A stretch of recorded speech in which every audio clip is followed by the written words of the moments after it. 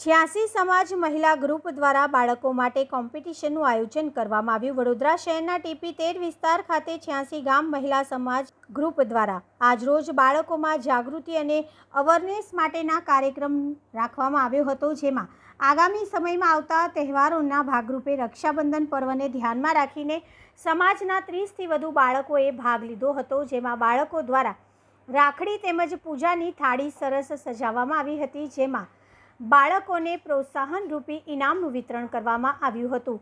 ત્યારબાદ તમામ બાળકોને નાસ્તો અને ગિફ્ટ આપવામાં આવી હતી। સાથે સમાજના વોર્ડ નંબર 1ના કાઉન્સિલર પુષ્પાબેન ખાસ ઉપસ્થિત રહ્યા, સમાજની બહેનો અને બાળકોને પ્રોત્સાહિત કર્યા હતા।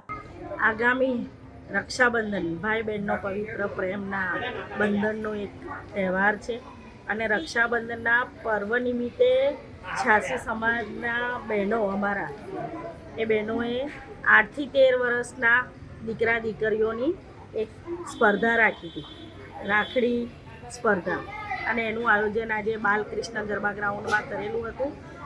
લગભગ 25-30 બાળકોએ ભાગ લીધેલો હતો।